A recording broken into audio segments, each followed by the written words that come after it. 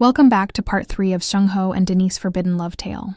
We're so glad you're enjoying their journey to love. If you haven't already subscribed, please do so now and join our growing community. Now let's get back to it. The next morning arrived slowly. Golden sunlight filtered through the curtains, casting soft patterns across the bedroom. For the first time in weeks, neither of them rushed to wake up. No alarms, no early conference calls, no detectives, no insurance adjusters. No emergency phone calls, just quiet.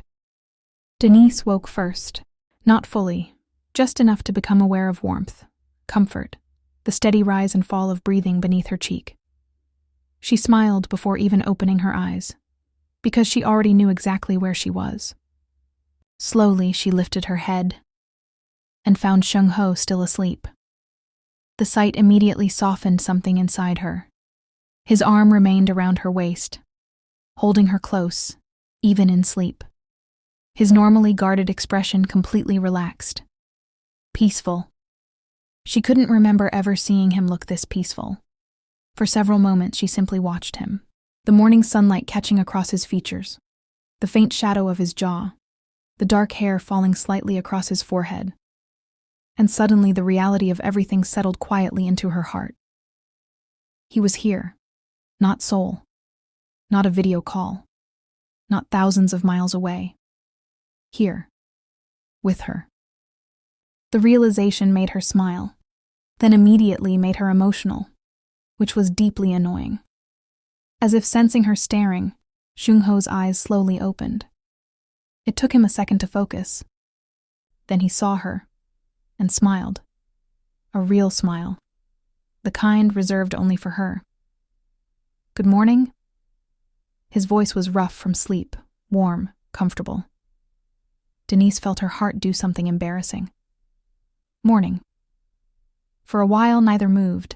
Neither seemed interested in moving. The world could wait. Seung-ho gently brushed a hand along her back, his eyes never leaving hers. "You slept." The observation made her laugh softly. "I did." "You actually slept." "I did." The satisfaction on his face was immediate, because he knew. For weeks she'd barely been resting, barely slowing down, always carrying the weight of something. But not last night. Last night she had finally let herself breathe. Denise studied him quietly. "You slept too." A faint smile appeared. "Apparently." "Apparently? You weren't exactly making me worry about security reports." She rolled her eyes. "There he is." "What?" "The serious security man." "I was asleep." "You found a way to make it sound professional." That earned a quiet laugh. The sound filled the room, warm, easy, natural. And Denise realized she loved hearing him laugh, almost as much as she loved being the reason for it. A comfortable silence followed, the kind neither felt obligated to fill. Eventually, Denise rested her head back against his chest, listening to his heartbeat, feeling his arm tighten around her slightly. Then quietly, "I've never done this before." The words slipped out before she could stop them. Immediately, she felt him look down at her. "What?" Denise stared at the sunlight across the room, trying to explain, trying to find the right words. "This." She gestured vaguely. "The peaceful part." A pause. Usually relationships were work. Another pause. Or stress. Her voice softened. Or me trying to convince myself things were okay when they weren't.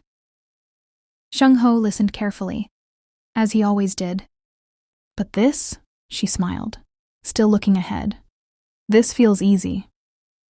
The honesty hung between them. Simple. Real. After a moment, he spoke. "You make it easy." Denise looked up immediately. His expression remained calm. Certain, like he genuinely believed it. She shook her head. "No." A smile tugged at her lips. "You don't get to put all the credit on me. I wasn't aware we were assigning credit. We are now." A faint smile appeared. "Very well." The warmth returned immediately. Outside, the city was waking up, Traffic beginning, people starting their day, life moving forward. Inside the bedroom, however, time seemed slower, gentler, like the universe was giving them a few extra moments before reality returned. Eventually, Denise traced a finger lightly across his chest, thoughtful, then smiled. You know? I think Marcus is going to be unbearable when he finds out we're together. Seung-ho closed his eyes briefly, as if preparing himself. You're probably right.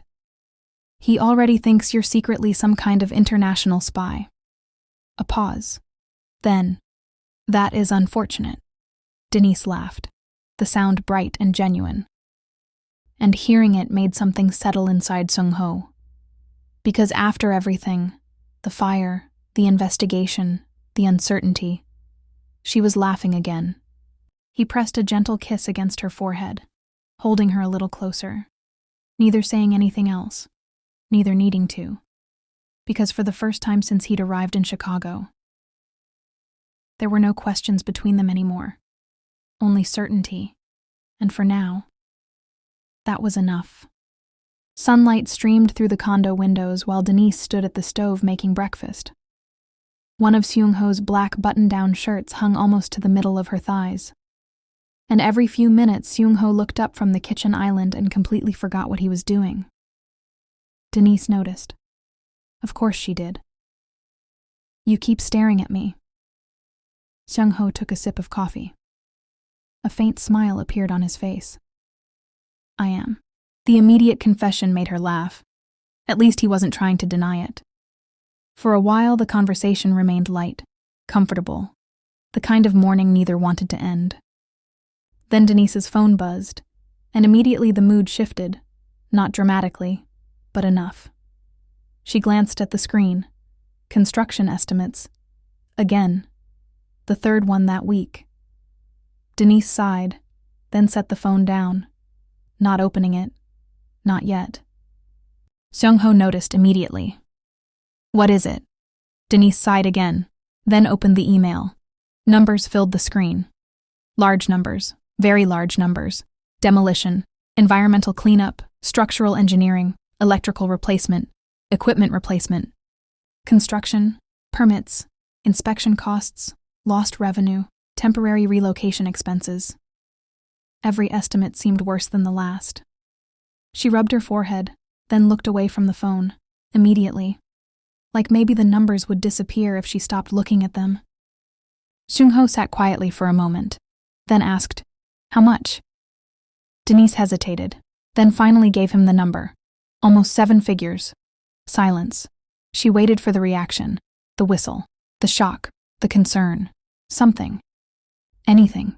Instead, Seung-ho nodded once. That's it. One nod. Denise blinked. What? He looked up. What? That's your reaction? A pause. Yes. That's practically a 7-figure estimate. I know. You just nodded. Yes. Denise stared, then narrowed her eyes. Suspicious. Immediately suspicious. Because that wasn't normal. Nobody heard a number like that and simply nodded. You aren't reacting correctly. There is no correct reaction. Yes, there is, she pointed. Concern. I am concerned. No, you're not. I am. No. Now she was walking toward him. Investigator mode activated. I know what concerned looks like. Seung-ho looked completely unbothered, which made it worse. So you're going to tell me you're a millionaire? She lets out a slight, unbelievable laugh.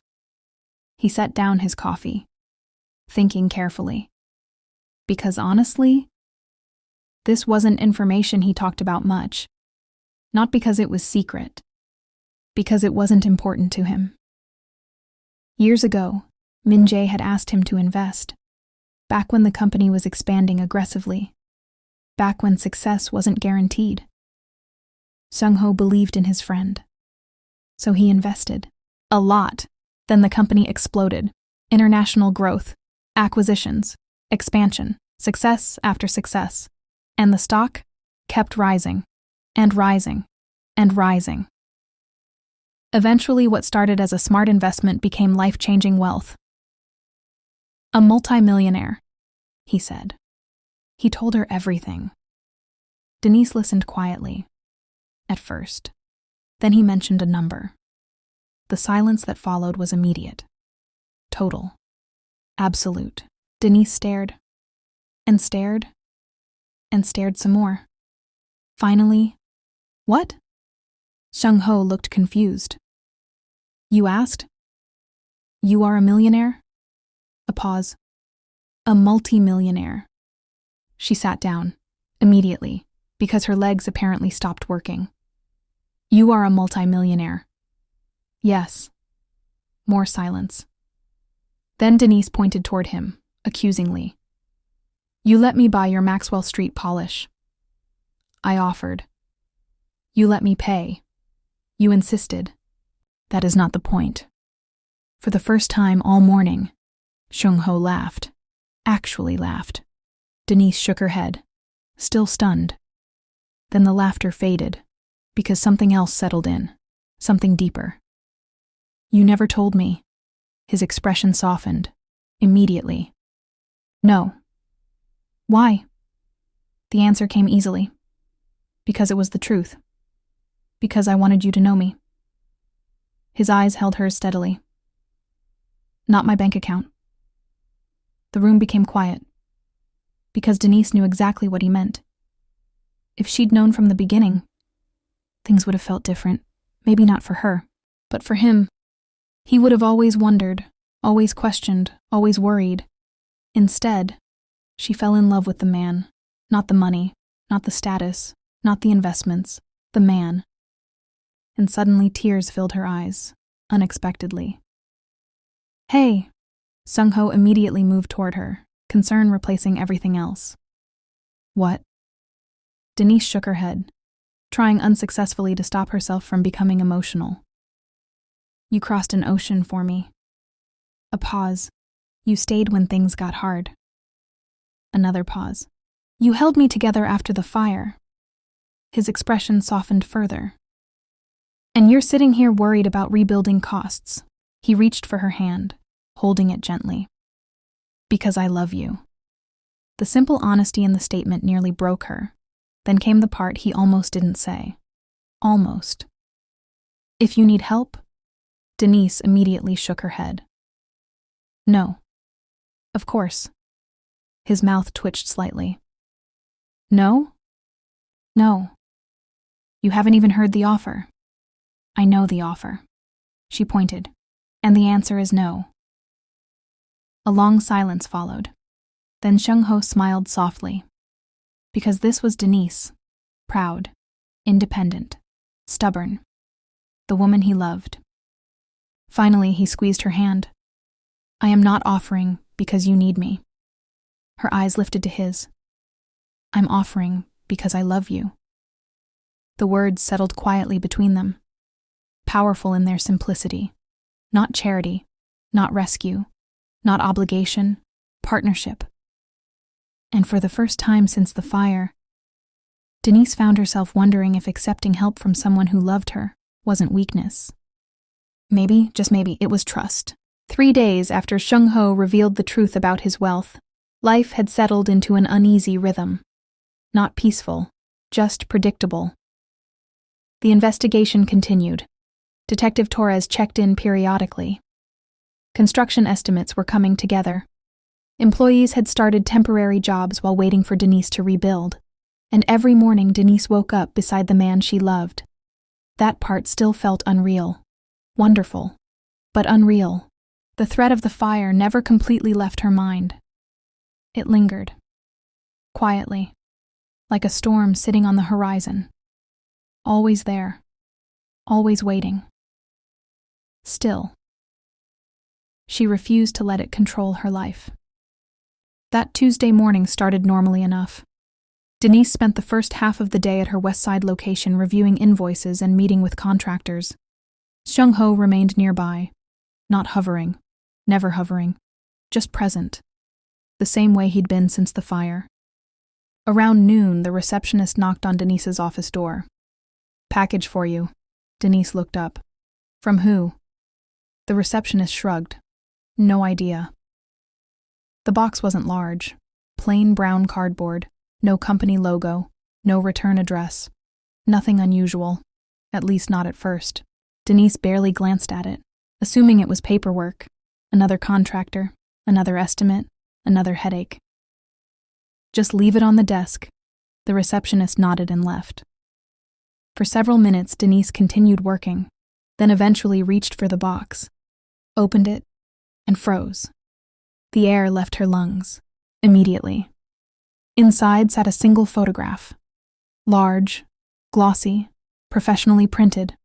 Her shop, burning. The photograph captured the exact moment flames had broken through the roof.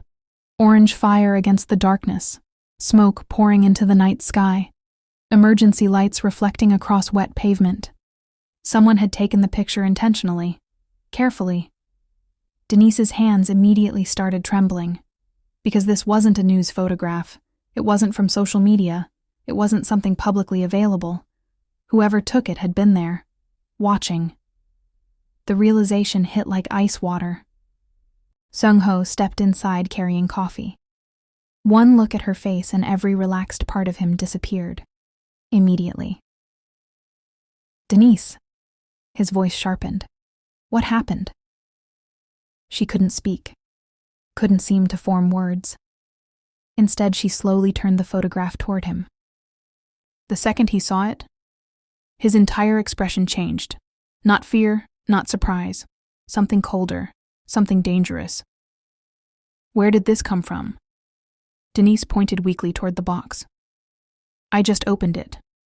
Seung-ho immediately crossed the room, examining everything, the packaging, the labels, the tape, the box itself. Then he noticed something else. Writing, on the back of the photograph. His jaw tightened. Slowly he turned it around. 3 words, written in thick black marker. You were warned. Silence. Absolute silence. Denise felt her stomach drop, because suddenly this wasn't about property damage anymore. This wasn't about insurance, or rebuilding, or business. Someone wanted her to see this. Someone wanted her afraid.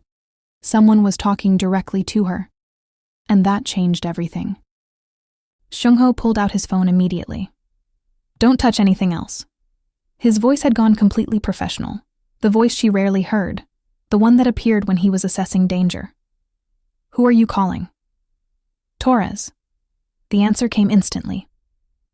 10 minutes later, the detective arrived.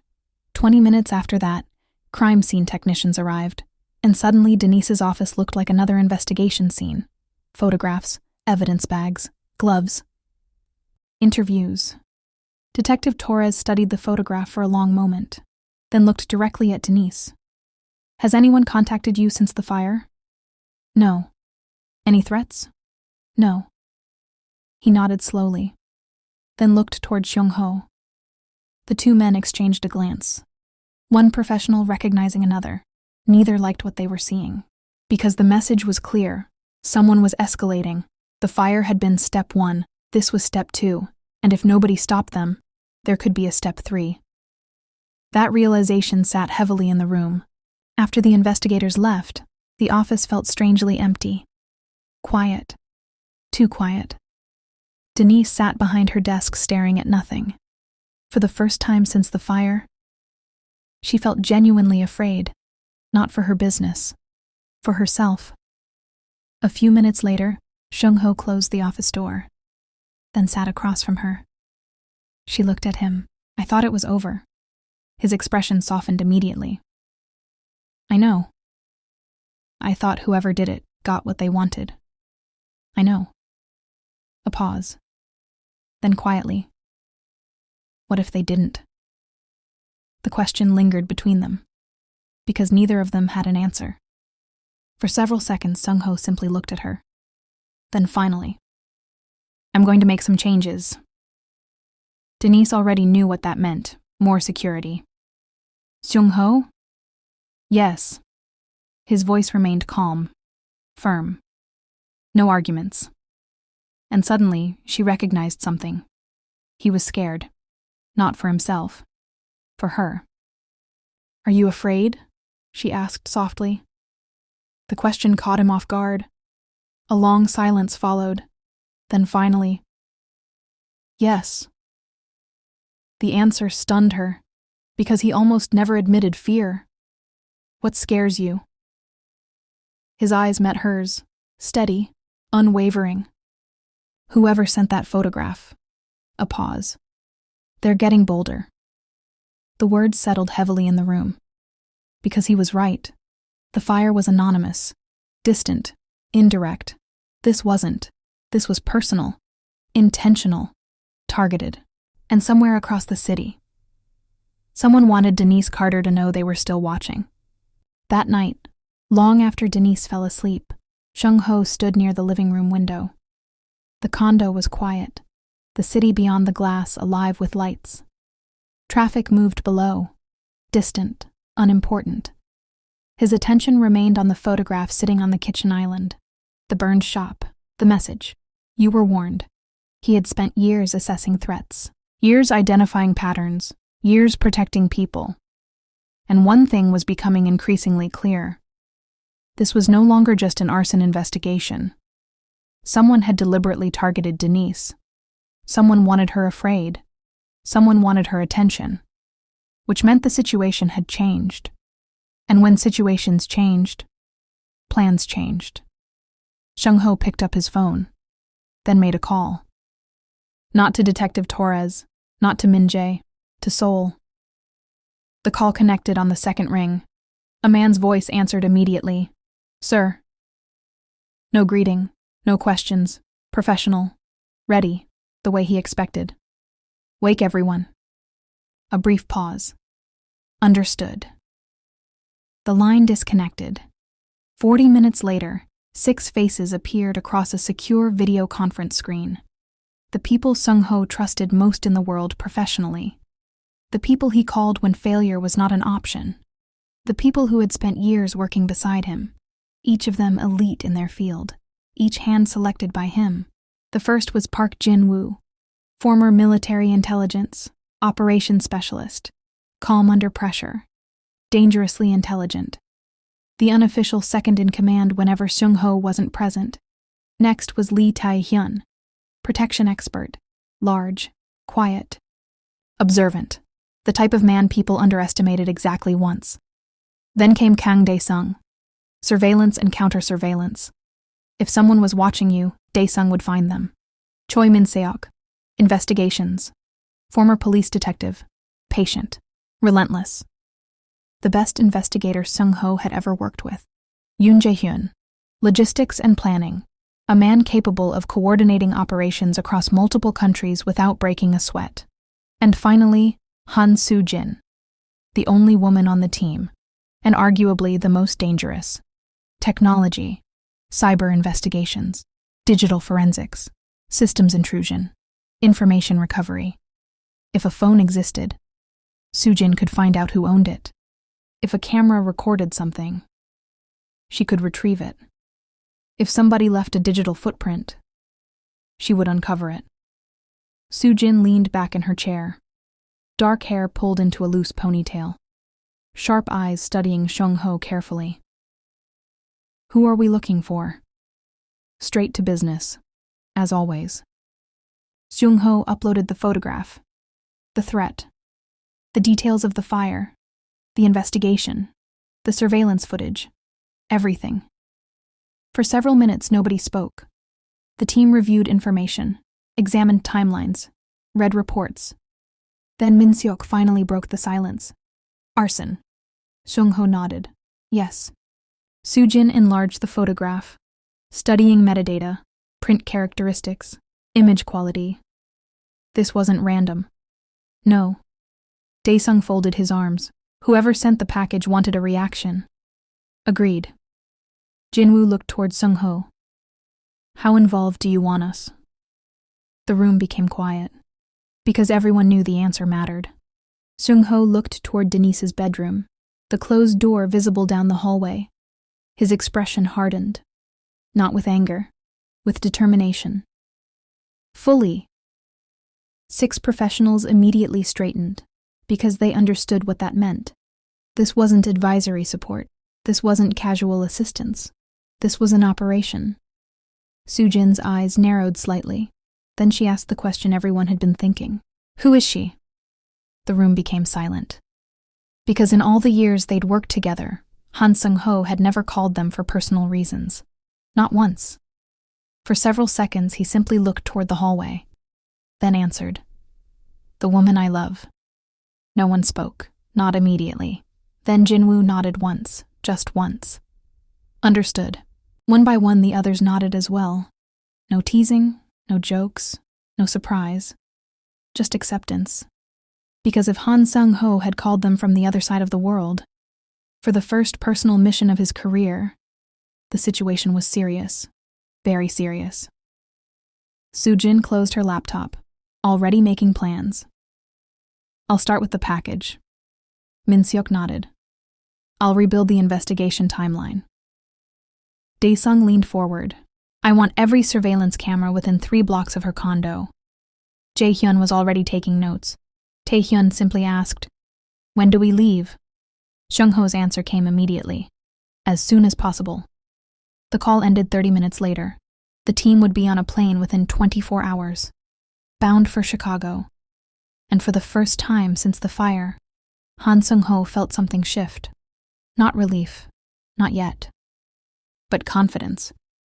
Because whoever was threatening Denise Carter had just gained 7 new problems, and none of them were going away. Across the street, parked beneath a broken streetlight, a dark sedan sat motionless. The driver watched the condo building through binoculars. Watching, waiting, observing. Then the driver's phone buzzed. A text message appeared. Did she get it? A slow smile spread across the driver's face. The reply came seconds later. Yes. She's scared now. The sender responded almost immediately. Good, we're not finished yet. The next morning, Denise woke to find her side of the bed empty. For one brief moment, she frowned. Then she smelled coffee. Immediately better. She followed the scent into the kitchen. Seung-ho stood at the island dressed in dark jeans and a black sweater, looking down at his tablet while a fresh pot of coffee sat nearby. The morning sunlight poured through the condo windows. Everything looked peaceful. Normal. Almost. Almost because Denise immediately noticed something. He was thinking. Really thinking. The way he did when something serious was happening. She walked over and wrapped her arms around his waist from behind, resting her cheek against his back. Good morning. His hand covered hers immediately. Good morning. For a moment, neither moved, neither spoke. Just enjoyed the quiet. Then Denise looked up. What happened? A pause. What makes you think something happened? She laughed softly. Because I've spent enough time with you now to know when your brain is working overtime. That earned a small smile. Unfortunately, she was right.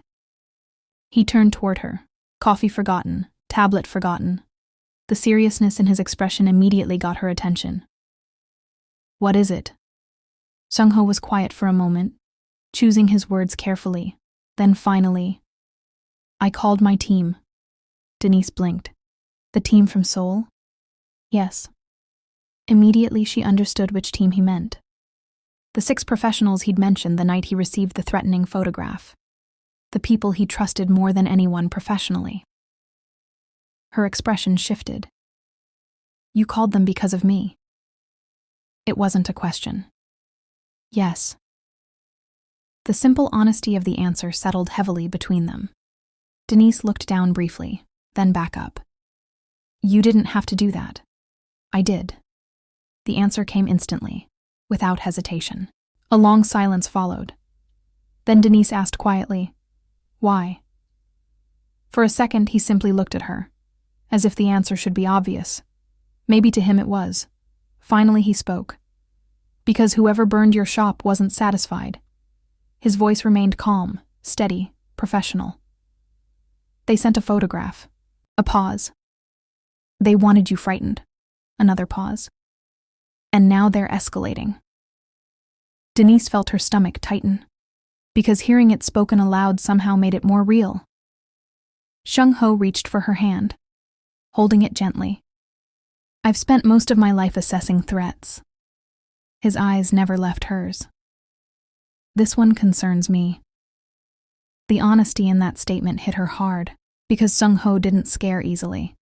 If he was concerned, there was a reason. So what happens now? A faint smile touched his mouth.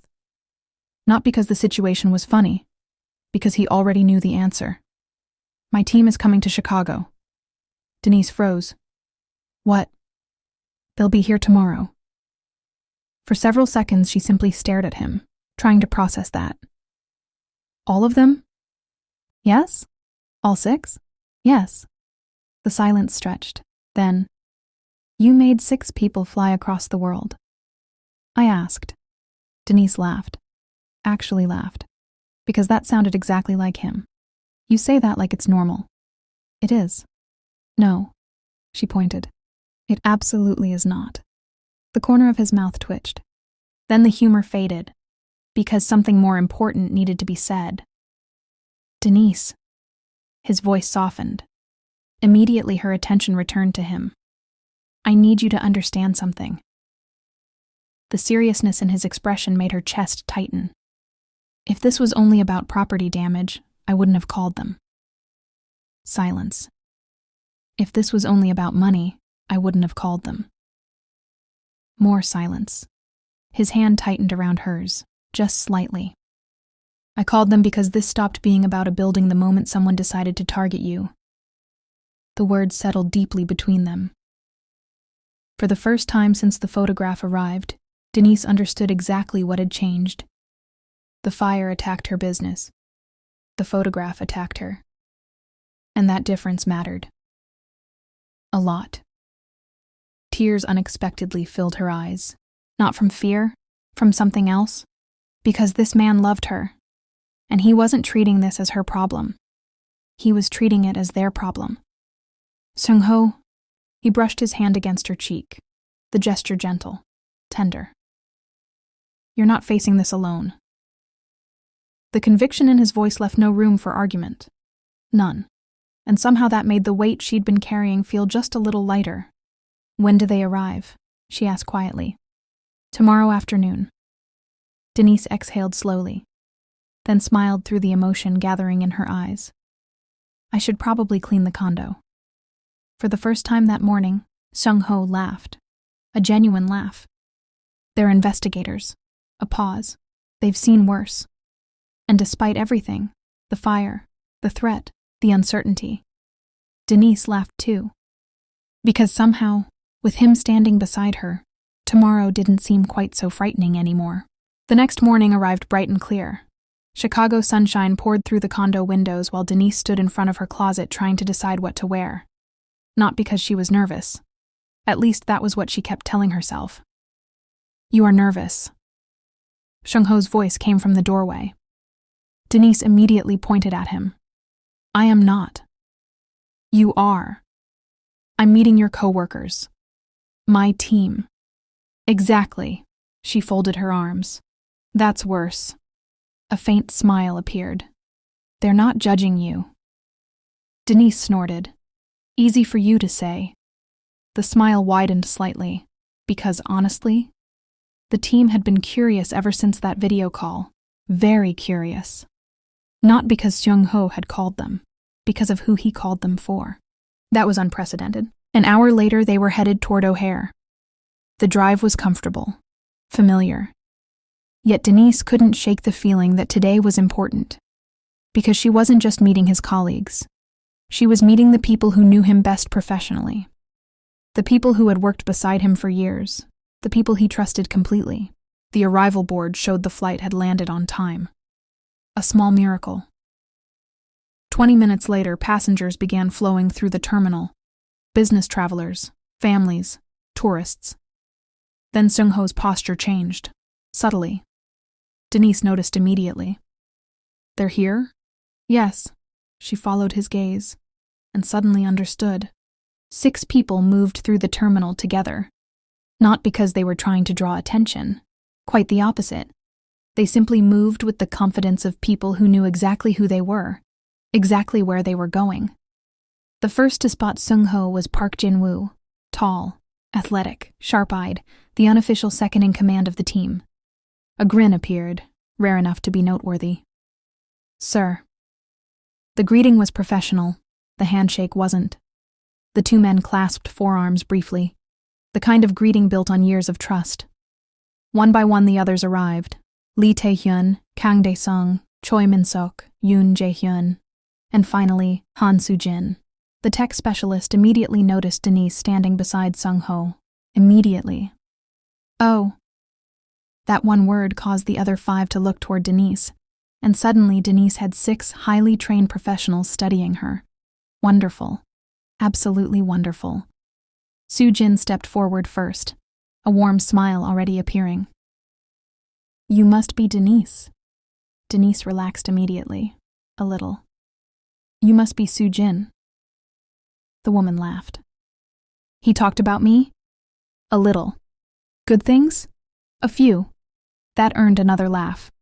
Then the introductions began, one by one.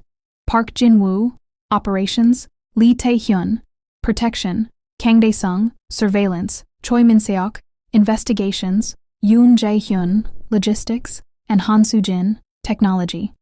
Every single one of them was polite, professional, respectful. Yet Denise noticed something. They kept looking between her and Seung-ho. Not suspiciously, curiously, like they were trying to solve a mystery. Finally, Soo-jin said what everyone was thinking. "So you're the reason we crossed an ocean." The statement made Denise blink, then immediately looked toward Seung-ho, who suddenly found the airport floor very interesting. The traitor. "We volunteered," Jin-woo clarified. "We absolutely volunteered," Dae-sung agreed. Min-seok nodded. "But yes." A pause. "You're the reason." Denise wasn't sure how to respond to that. Fortunately, 2 black SUVs pulled up outside the terminal, saving her, at least temporarily. Luggage was loaded quickly. The team moved with practiced efficiency. No wasted movement, no confusion, no delays. By the time Denise climbed into the first SUV, everyone was already organized, like they'd rehearsed it. They probably had. The drive downtown took nearly 40 minutes, most of it spent listening while the team asked questions about the fire, the package, Anthony, the investigation, the recovered Lexus, professional questions, focused questions, the kind of questions Detective Torres would ask. By the time they reached the hotel, Denise understood something important. These people were very good at what they did. Very. The hotel itself occupied the upper floors of a luxury downtown tower. Several adjoining suites had already been reserved. The moment they entered the main suite, the atmosphere changed. Professional mode. Laptops appeared. Cases opened. Equipment unpacked. Monitors, encrypted phones, communication equipment, investigation files. Within minutes, the suite stopped looking like a hotel and started looking like a command center. Soo-jin claimed an entire section of the room immediately. 3 laptops appeared, then a 4th. Denise stared. "Why do you need 4 computers?" Without looking up, Soo-jin answered, "Because 3 wasn't enough." The answer somehow made perfect sense. Nearby, Min-seok was already building a timeline of events across a wall-sized digital display. Jin-woo reviewed security reports. Dae-sung began mapping camera locations around Denise's businesses and condo. Tae-hyun reviewed protection plans. Jae-hyun coordinated logistics. The entire room hummed with focused activity, and standing beside Denise, Seung-ho finally looked relaxed. Not because the threat was gone, because for the first time since the fire, he wasn't carrying it alone. Soo-jin eventually looked up from her laptop, then directly at Denise. "Give us 48 hours. Denise blinked. "For what?" A slow smile appeared. "We're going to learn things." Across the room, 6 professionals immediately looked far too confident. And for the first time in weeks, Denise found herself believing that whoever had targeted her might finally be running out of time. Later that night, the condo was quiet. The city stretched beyond the windows in a sea of lights. Traffic moved below. Distant sirens occasionally echoed through the streets. Chicago settling into another night. Inside the bedroom, Denise lay curled against Seung-ho's chest. Neither of them were asleep. Neither seemed interested in sleeping. It had been a long day, meeting his team, watching them transform an entire hotel suite into an investigative command center, listening to professionals discuss her life like pieces of a puzzle. It was strange, comforting, and slightly overwhelming. Denise traced lazy circles against his chest, thinking, "They really like you." A faint smile appeared. "They tolerate me." She laughed softly. "No." Her head lifted slightly. "They'd walk through a wall for you." A pause. "And apparently fly across an ocean."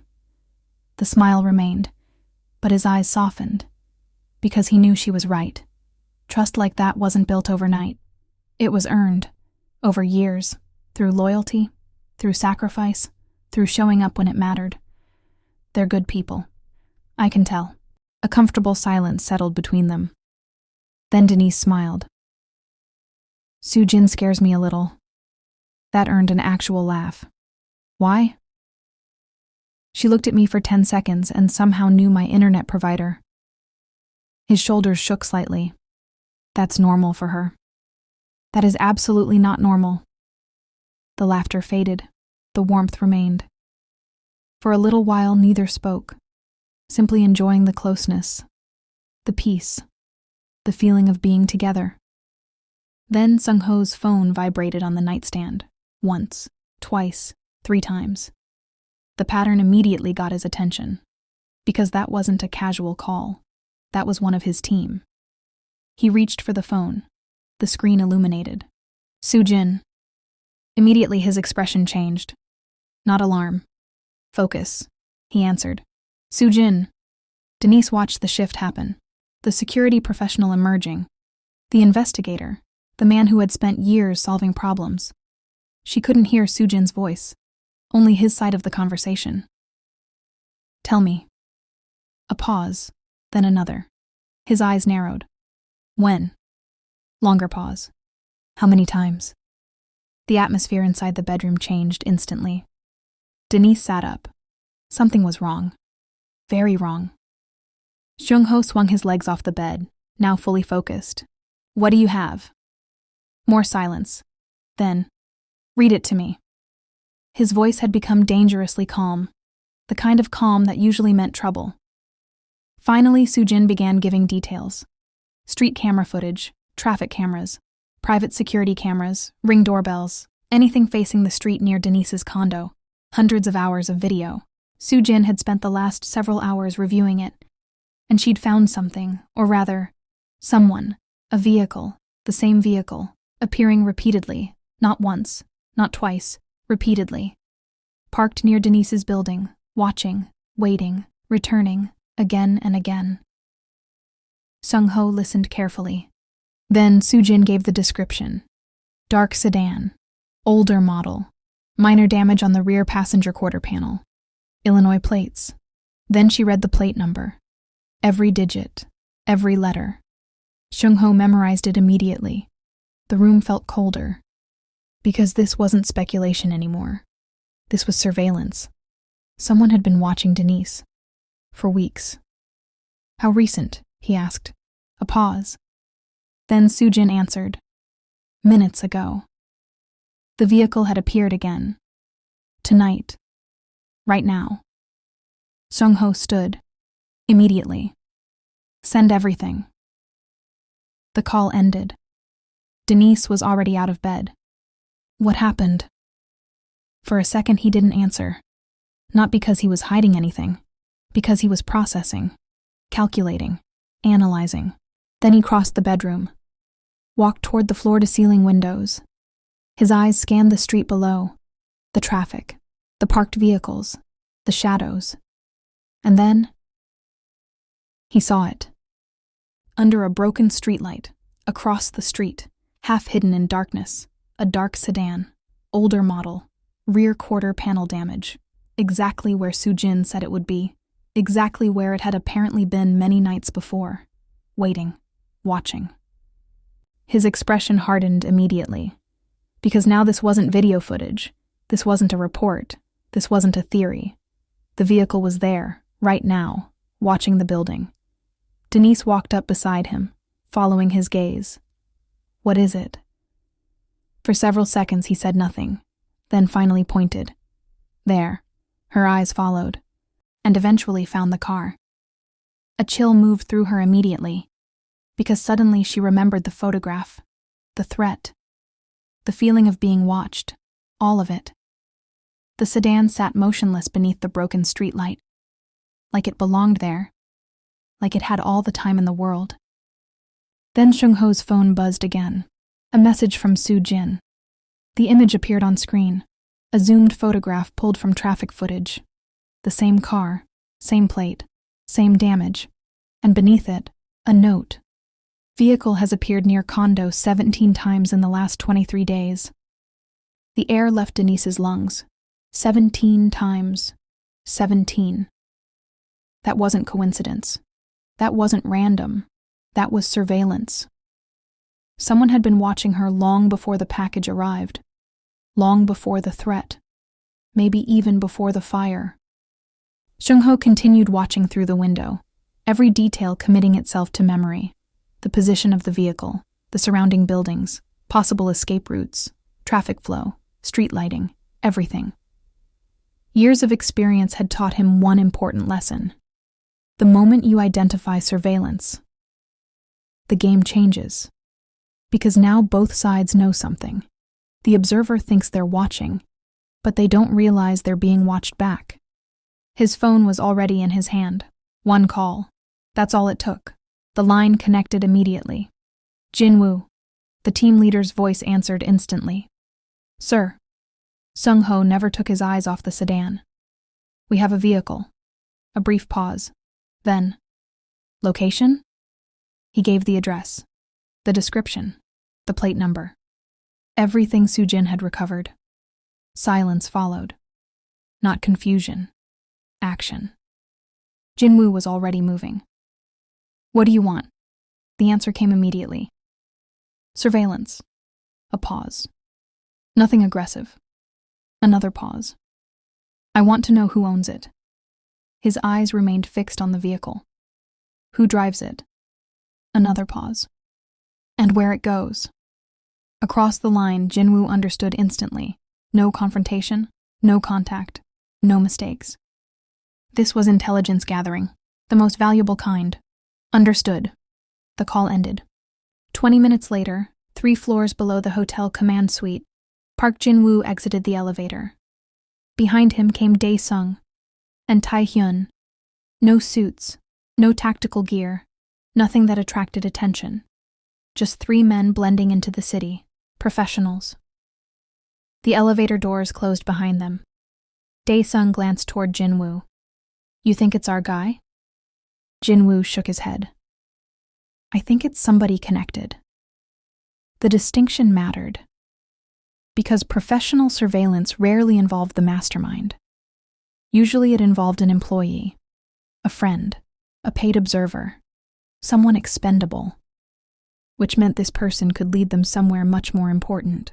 Outside, 2 of the black SUVs pulled away from the curb, separately, different routes, different approaches, no mistakes.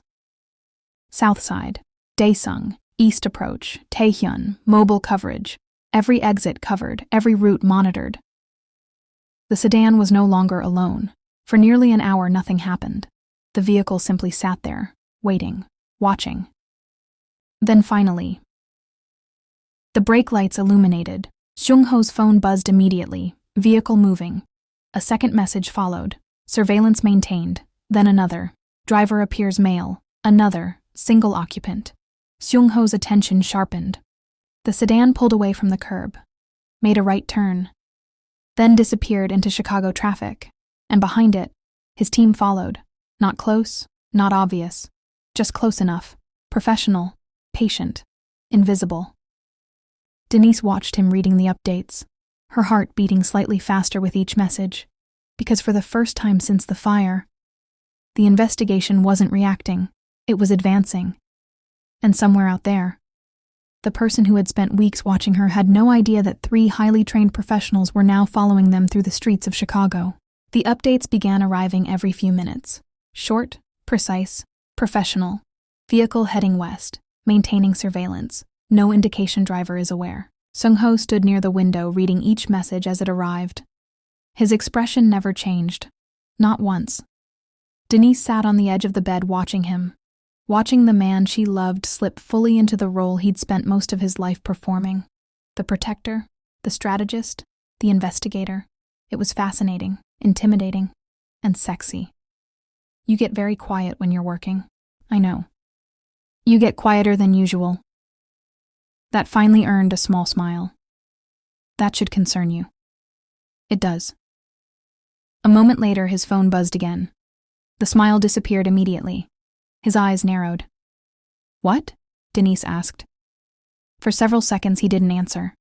Reading, thinking, processing. Then, the driver just stopped. The room instantly became still. Where? He looked down at the message. Then his expression hardened. South Side. Denise froze. The South Side, the location of the burned shop. A chill moved down her spine. You're kidding.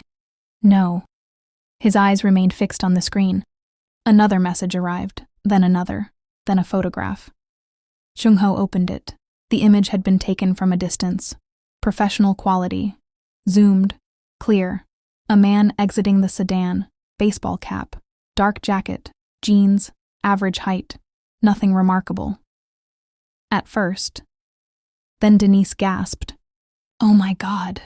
Seung-ho immediately looked toward her. You know him. Not a question. A statement. Denise moved closer, staring at the photograph. I've seen him before. Her voice had become quiet. Very quiet. Where? She continued studying the image, trying to remember, trying to place the face. Then suddenly, she knew.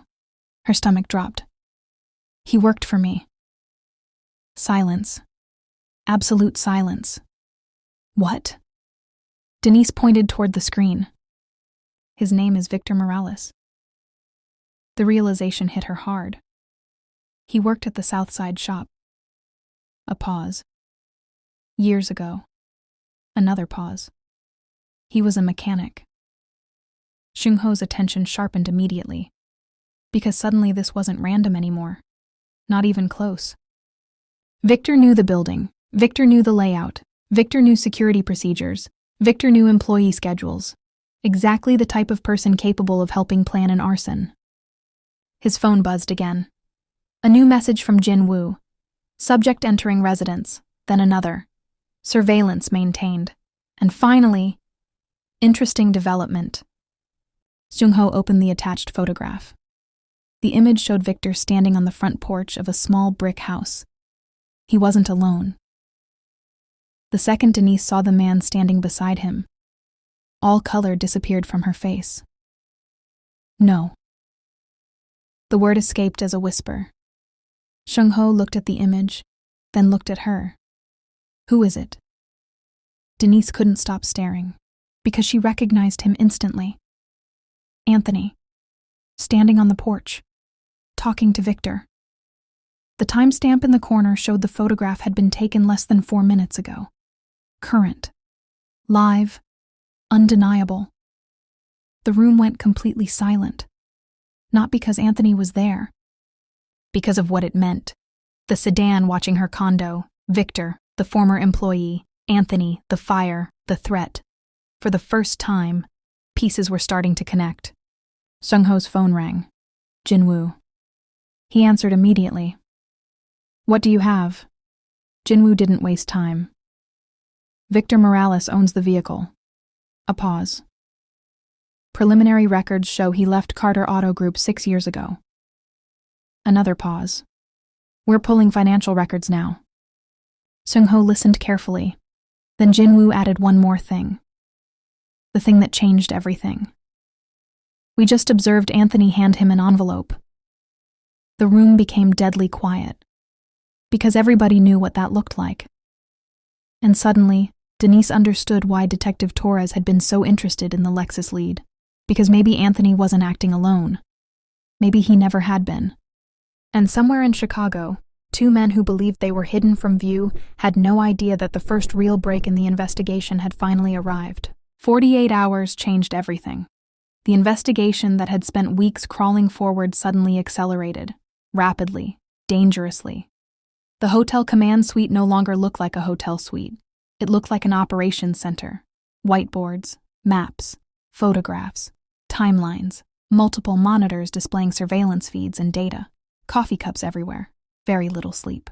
For the past 2 days, Seung-ho's team had followed Victor Morales, quietly, carefully, without ever letting him know, and what they found had Detective Torres extremely interested. Denise arrived at the suite just after noon carrying lunch for everyone. Immediately she noticed the atmosphere. Nobody was joking. Nobody was relaxed. Something had happened. She found Seung-ho standing beside Soo-jin's workstation, both staring at one of the monitors. What? The question immediately got everyone's attention. Soo-jin glanced toward Seung-ho, then back toward the screen. Finally, she spoke.